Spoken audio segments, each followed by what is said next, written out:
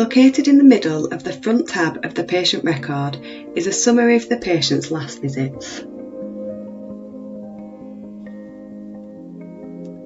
If the patient has had a spectacle prescription created at an appointment or a clinical record is completed, then a summary line will be created in this box.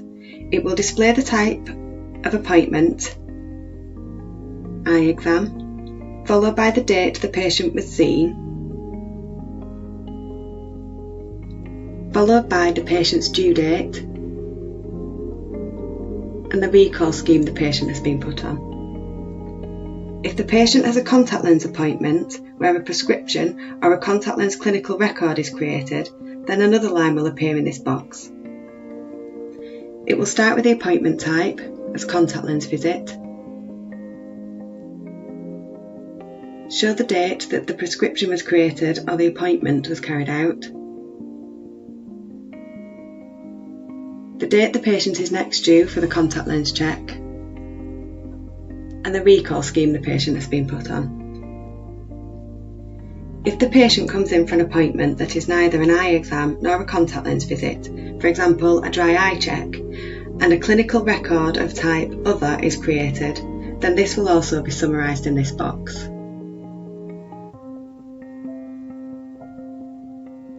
When a patient becomes overdue for an appointment, the due date of that appointment type will be pink.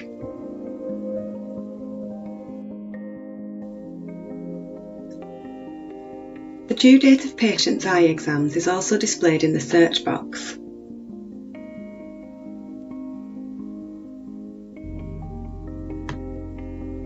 If the patient's eye exam is overdue, this date will also go pink.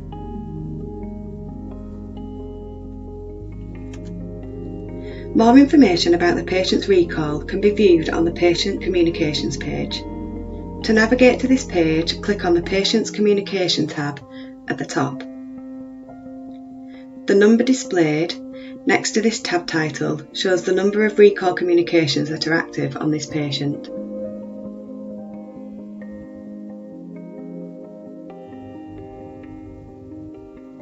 All of the available recall schemes a patient can be assigned are displayed in the left-hand column. The recall schemes that the patient is currently assigned to are highlighted in green.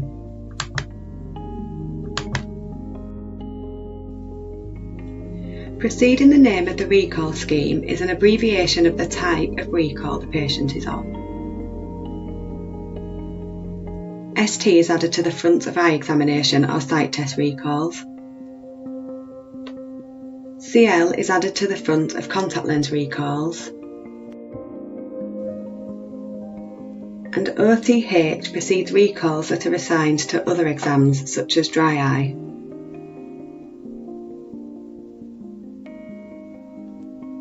MISC precedes recalls that are assigned to none of the above schemes, such as a follow-up when somebody's collected varifocals.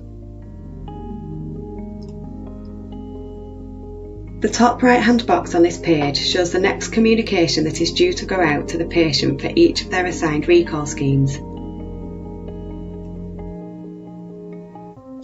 Each scheme shows the scheme selected, the sequence number. This is the number of the stage they are on for their recall reminders. So sequence number 1 would be their first stage, the first communication to be generated from the system to remind the patient they are due for an appointment. Sequence number 2 would be the second stage, so the second communication that the system generates to remind the patient that they are still due for an appointment, and so on. The send date. This is the date the communication is due to go out. Because this is the send date of the recall rather than the due date of the appointment, it is normal for this date to be slightly different to the due date shown on the front of the patient record. Communication stage. This is the name the stage has been given in the maintenance of your iClarity system. If need be, the stage number and date can be manipulated. Single click in the stage number field or the send date field until the cursor appears or the text becomes highlighted. You can then amend to a different stage or a more appropriate send date.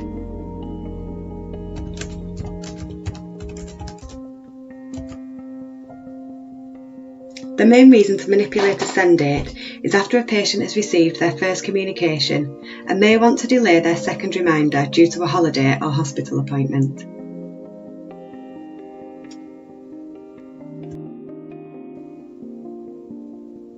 The communication sent box shows information about communications that have already been sent to the patient.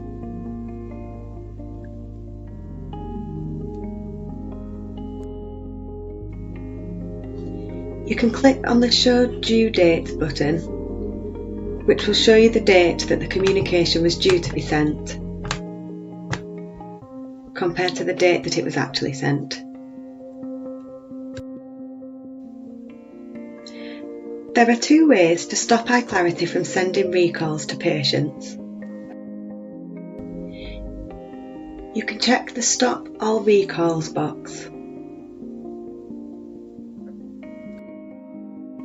Whilst this box is ticked, no recalls will be sent out from the system. It's worth noting that this tick box is never automatically unticked by the system, so all future recalls will be stopped until the box is unticked for all recall schemes.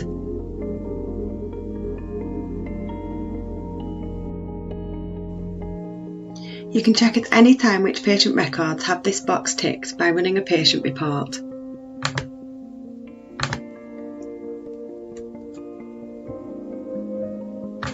Navigate to the Reports module and leave the Patient's Report option selected. Tick the box next to Recall Stopped criteria and make sure the Yes option is selected. Then click Run Report. This will generate a report of everybody who has the Recall Stopped box checked. Another way to stop a recall from sending is to remove it from the Communications Pending box. You can do this by double-clicking on the recall line that you don't want to send.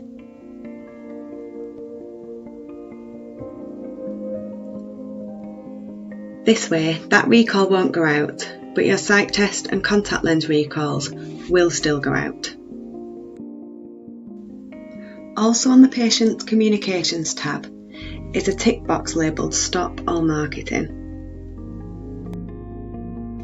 Ticking this box will stop the patient appearing in the marketing module for all communication types, except when the Search Patient Database or Ignore Communication Preference options are selected.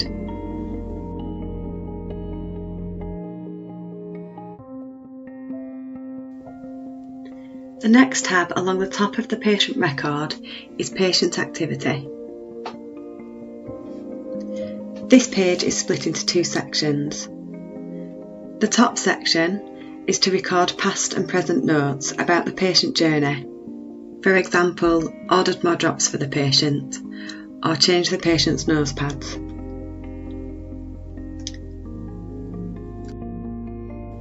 To add a note, you type in the long grey box and then click the Add button. This will add the note to the top of the patient activity grid with a time and date stamp. Also, the initials of the staff member logged into the system when the note was added.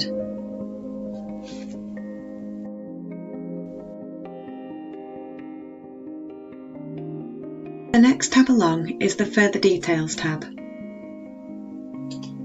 This is where you can sign analysis codes.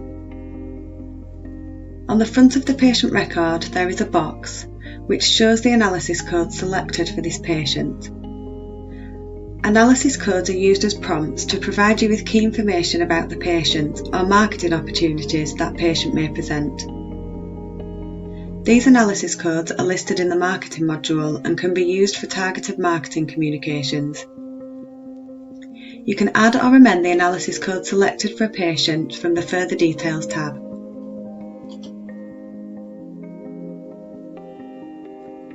On the Further Details tab, the selected analysis codes appear in the left-hand column,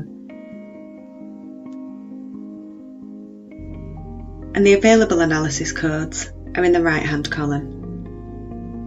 To add an analysis code to the front of the patient's record, it needs to be listed in the Selected Analysis Codes column. You can either move it across from the right to the left by highlighting and clicking on Select, or by double-clicking.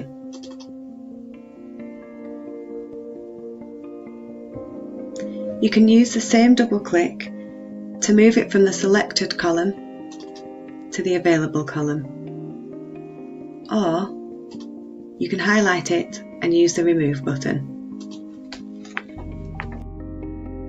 Also on the Further Details screen is an automatically generated date of when the patient record was created,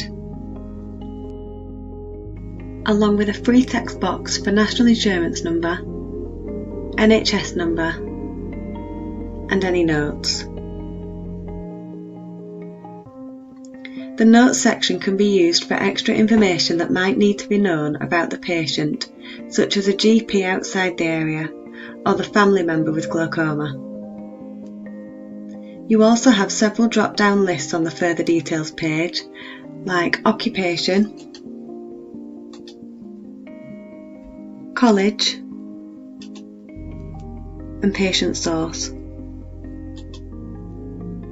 This is the reason the patient registered at the practice, example, a family recommendation.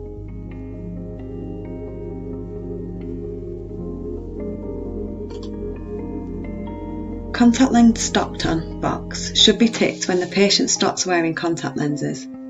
When this box is ticked, the due date for the contact lens prescription on the front of the patient record is removed and replaced with the word stopped.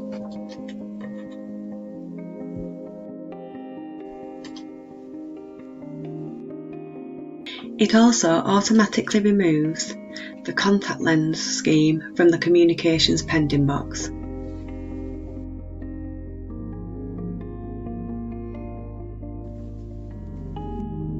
The last tab on the patient's record is the Appointments tab. Here you will see a list of appointments the patient has attended in the past, failed to attend, or has booked. This can be useful if you want to see which practitioners a patient has seen in the past, or what appointment types the patient has previously had.